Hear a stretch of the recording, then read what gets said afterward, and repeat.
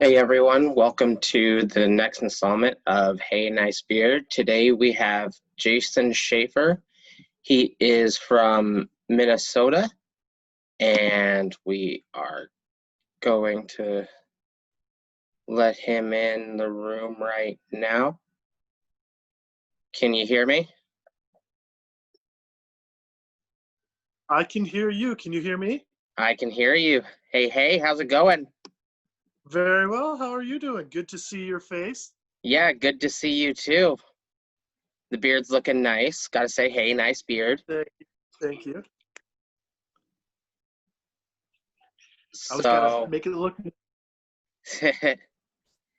yeah, I've been having to keep mine in a braid just because the baby likes to grab onto it and pull. Yeah. And if I Yeah. don't do that, Sometimes when I'm at work. Yeah. Sometimes when I'm at work, I put it in a braid just to keep it out of the way.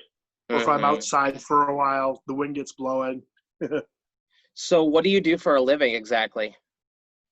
I am an addiction counselor here in Minneapolis. Oh, wow. Yep. So help people that get stuck on the meth and heroin I and all and other stuff. was gonna say just meth and heroin exclusively, or No, it's everything. Any addictive chemical. okay. So why don't you tell us a little bit about yourself? Yeah, I'm live in Minneapolis, Minnesota. I've been part of the bearding community for what year is it? 2020. So just over 4 years now. Like I said, I'm an addiction counselor. Uh, yeah, it's love pretty much all things geeky, Star Wars, Marvel superheroes, Dungeons and Dragons. Recently, this spring, I joined a D&D campaign, so it's fun to get back into that after having not done it for a while. Just let my geek flag fly, you know. Oh, if I would have known you were into DD&D, I would have got you involved in a campaign a long time ago. Oh, nice. So, how long have you had this beard you're growing? I've had a beard most of my adult life. I've been growing it long for about 6 years. Generally kept it around the 12-inch mark. I'm trying to grow it a little bit longer now that I started freestyling. Gives a little more canvas. I was gonna say you just recently started freestyling. How are you liking it so far? I'm loving it.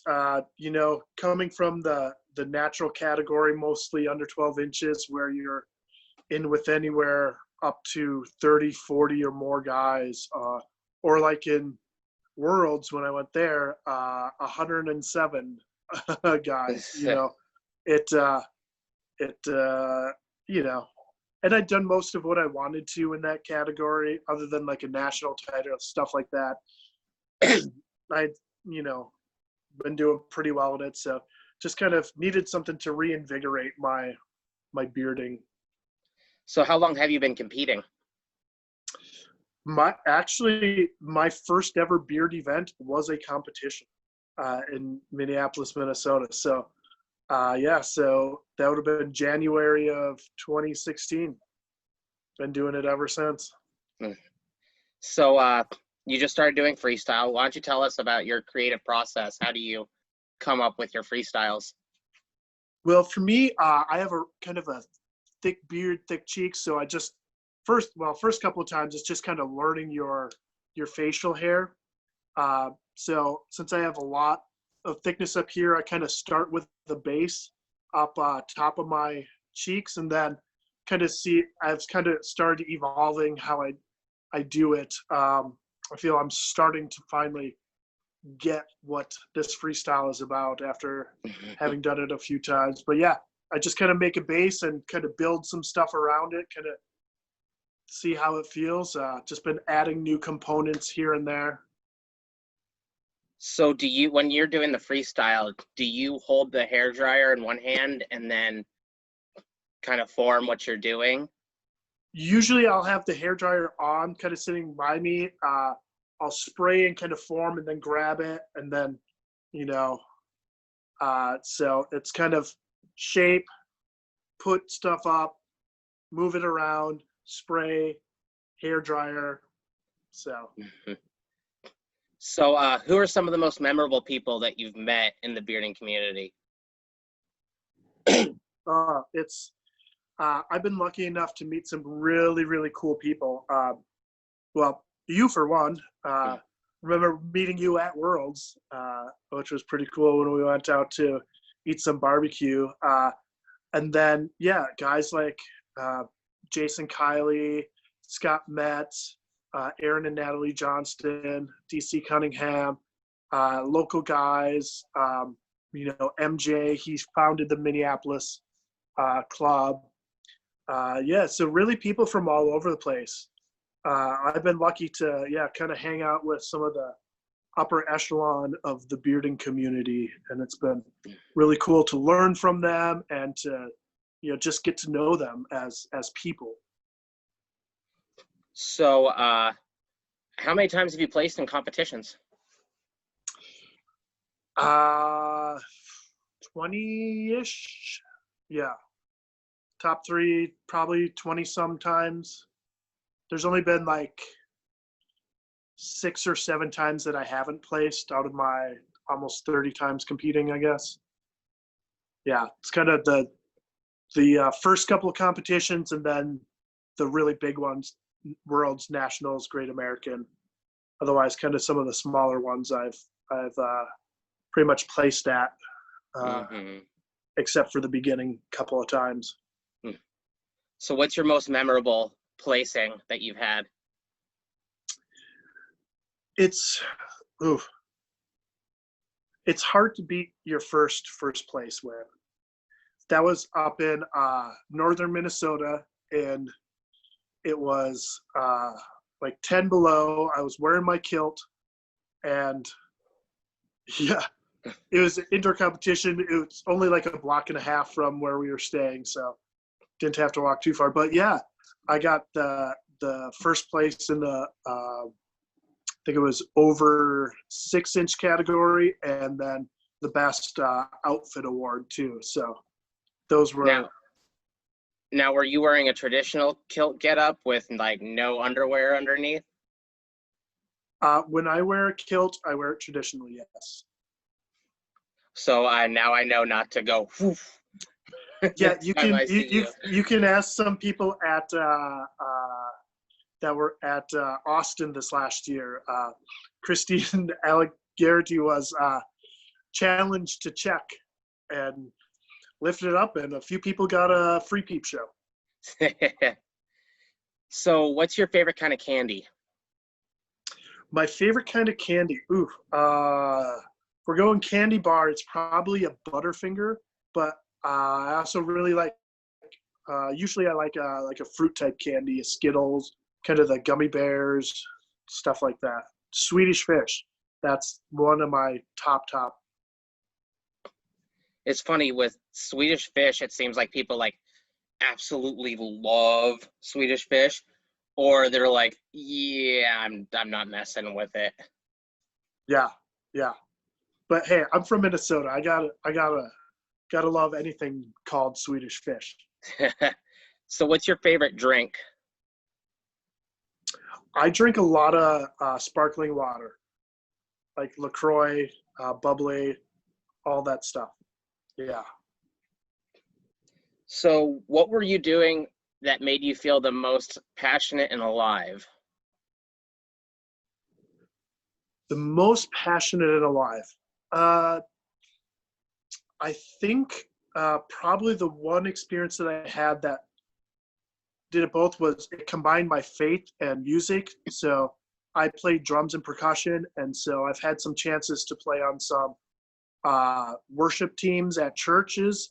And so when I was able to incorporate my faith and music together, felt totally alive. Okay. What's your biggest pet peeve? So I know my personality type, and I'm like super like judging on like how competent people are. So anything that somebody does that seems to be illogical or kind of stupid, I'm just like, oh, just brings me up to here, frustration. Yeah, I can see that. Like, especially like it's hard on Facebook now because it's like pretty much my only social interaction Yeah, besides with my family that I yeah, get, and just seeing people just being themselves. And yeah. it's like, well, I'm technically behind closed doors, so I'm just gonna post whatever. Oh, yeah, Like I yeah. found And myself unfollowing a lot of people this summer. same here. Yeah, it's just like people are just starting to get mean, and just really technically, I guess it'd be meanness is my biggest pet peeve. You know, I always think I'm just gonna be as nice to everyone as I can, and they'll either like me or they don't. But I know that I can have integrity of who I am and not have to worry about anything else. Well, that goes with my next question. What are some morals that you live by? Yeah, kind of treat people like you want to be treated is first and foremost. Show love to everyone. It doesn't matter if people believe the same thing as you. We can all agree that we're all people and deserve to be loved. With my work as an addiction counselor, so many people have been told such horrible things about themselves. It's just like you just got to learn to know that you are actually loved. And yeah, that's the big one. What's your favorite cartoon of all time? Favorite cartoon of all time. Uh, that's a good one. There were, I grew up in the cartoon era, so there were a lot of good cartoons. Um, He-Man was always great, but probably like Transformers. I gotta go Transformers, like the old school Transformers. That was where it's at. Do you remember Beast Wars? I don't remember Beast Wars. It was essentially Transformers, but like so Optimus Prime and everybody end up on an alien planet, Uh, and they all transform into animals instead of cars. And it was like the first time they'd done like 3D animation with Transformers, kind of like Disney Pixar stuff. yeah, And that's how I got introduced to Transformers, because I saw Beast Wars. I'm like, oh, this is cool. And someone was like, oh, you need to check out Transformers then, because the it's original. just, yeah, it's the original. So you got to check it out. And I did, and I fell in love with it. Yeah, I think by the time Beast Wars came out, I was a little past my kind of cartoon watching phase. But yeah, original, I was like, that was right. I was that perfect demographic with Transformers. There's a phase for watching cartoons. Don't tell my girl that, please. Well, I've kind of gone back. There's some good ones now, but still, I don't actually watch that much TV anymore. Mm-hmm. I was been into reading books, so been doing that recently. Got any recommendations for books? My favorite writer of all time right now, Brandon Sanderson. He writes kind of fantasy fiction. He took over the Wheel of Time series from Robert Jordan when he passed away. So, like, he writes epic fantasy, and his magic systems are so beyond creative. It's sickening how good, and he cranks out the writing. There's a couple of writers out there like George R. R. Martin, Patrick Rothfuss that are known to have great work, but it takes them forever to put stuff out. And this guy, he's great work, and he's cranking out books like nothing. Like books, like 1,000-page books. Jeez. Yeah. So if you could have lunch with anybody in history, dead or alive, who would it be? Probably someone alive, because if they were dead, I think they wouldn't have much of a conversation. Oh, that's not what you meant by that? Like they're just sitting there like while you're eating, like, okay, well, this is a moot point. I've always wanted to throw that joke in, like, casual conversation sometimes. So thank you. Uh, Probably somebody back in biblical times. You know, Jesus would be an obvious choice, but other than that, like somebody like the Apostle Paul, just like people that had witnessed like that magnitude of history, just be really cool. Mm-hmm. So what's something you wish you could learn to be better at? Hmm. Uh, Probably being more uh, kind to myself, like as somebody that's like does things really well. I kind of expect too much of myself sometimes. So probably the giving myself a break, knowing that it's okay. I'm a human. You know, it's something I've definitely worked on and gotten better at, but that's gonna be one of those like lifelong like, hey, give yourself a break, you know, type things. So are you more of a morning person or a night owl? Definitely more of a night owl. I don't like mornings. I always like to say I'm a night owl living in a morning person's world. I get to work pretty early, like about 7:30ish in the morning, and it's it's much easier for me to stay up late than to get up early. What's an odd talent that you have? An odd talent that I have.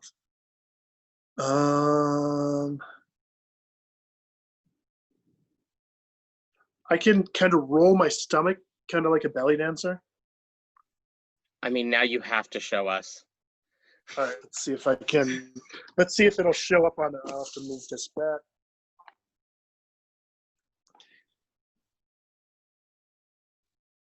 Oh, yep, there it is.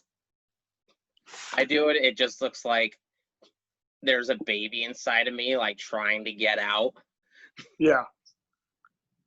So where do you see the facial hair community going in the next few years with the pandemic and everything? Yeah, it's really interesting. I had even talked with some people about this kind of even before the pandemic happened. Uh, Hopefully, it'll almost kind of reset competitions because I think we were getting oversaturated with competitions, and there were so many competitions happening all over the place that it became harder and harder to kind of have that kind of continual feel of what were some of the the better competitions to go to.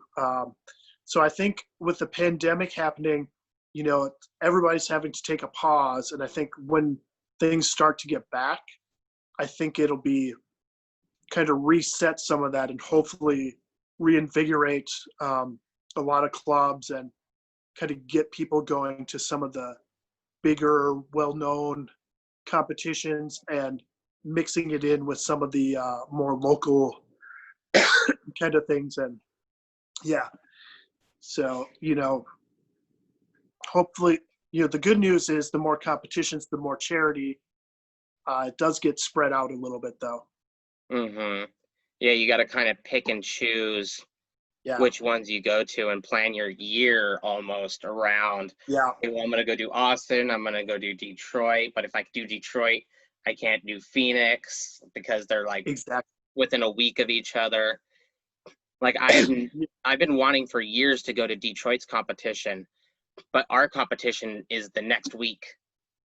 Yeah, So I can't take 2 weeks off of work to go do facial hair exactly. competitions. Otherwise, I won't have a job. Right. Yeah, and that's the thing. It's like some of the competitions, like there's 3 competitions I really want to do. They're all within like 3 weeks of each other. It's like I can only pick one of those and then have to pick some of the other ones around too. So yeah, that is one of the hard parts. It's like can't be everywhere at once. Yeah.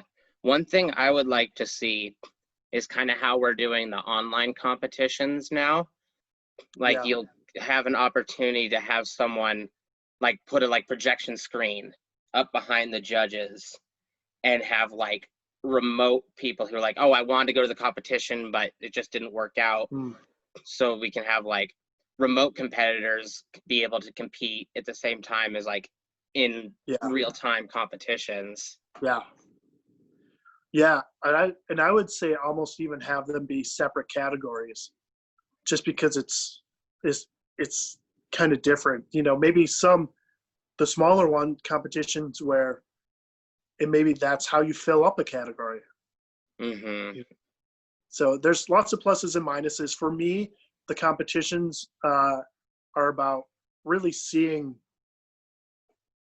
my new family, my bearding family, because that's what attracted me to it. Is I went to the competition, met so many cool people. My second ever competition was the 2016 Great American in Denver, and met such great people there that still friends with today. And it's just that was what really drew me into the community. All right, so I have some would you rather questions Sure. for you. Would you rather have X-ray vision or magnified hearing? Oh, that's a tough one. Probably X-ray vision. That's a dangerous one. Yeah. I mean, they both could be dangerous. One, you could get in trouble for seeing too much. The other one, you could get in trouble for hearing too much. Yeah, and I figure, I can always close my eyes if I want to go to sleep, but if I hear everything, oh man, I like it kind of quiet. If somebody's snoring 3 blocks down, I don't want to be trying to battle that when I'm going to sleep. Mm-hmm. So that was kind of my deciding factor. All right, would you rather work in a group or work alone? Work in a group. Yeah, for sure. Would you rather be stuck on an island alone or stuck on an island with someone who talks incessantly? Talks incessantly, for sure. I'm not a do stuff by myself person. Would you rather be too hot or too cold? Probably too hot. I live in Minnesota where it gets hot and it gets cold, and too cold just sucks. Mm-hmm. It's literally deadly. Yeah, we really don't have to worry about too cold here in Arizona, but you do have to worry about too hot because it will kill you if you're not careful. Yeah. So would you rather have a cook or a maid? Probably a maid. I don't mind cooking. I actually like cooking. I just don't like cleaning up after myself. Yeah, I'm definitely on that on with Yeah. you on that one. Like because I'm a chef, I'll dirty like Oh yeah. a third of my kitchen equipment making a really good meal, but then it's like, oh, I have to clean all this up. Yeah. I have to, whenever I'm cooking, just like if I ever have a little minute pause, like I have to force myself to do some of the dishes while I'm doing that are ready to be cleaned, because otherwise it's too overwhelming with everything at the end. I'm just like, ah. Yeah, I definitely get a lot of the cleaning done while I'm cooking. It's like, Yeah. okay, I got 30 seconds while this is sauteing. Come over here, clean a couple of the dishes. Yeah. But then like all the plates and everything and all the silverware afterwards, I'm just like, I'm full. I just cooked. I don't want to deal with that. Yeah. Someone else do Just it. want to relax. Yeah. All right. Well, that's all the questions I have for you. Do you guys have a online competition that you're going to be working on, or anything you're looking forward to in the next couple weeks? Yeah. So, yeah, I'm part of the Minnesota Beard and Mustache Coalition. Our competitions are usually at the end of November, beginning of December.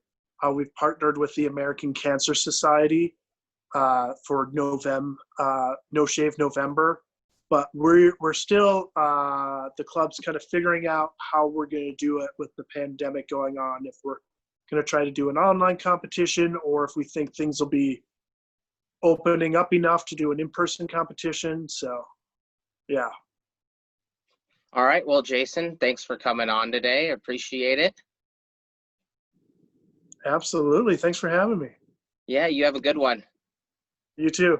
All right, bye. See ya. All right, so that was Jason Schafer. He's from Minnesota. You guys heard. Their competition is coming up in November. If you have any questions, I will try to post a link on it below. If you like what you see, go ahead and like and subscribe, and we will see you next time. Have a good one.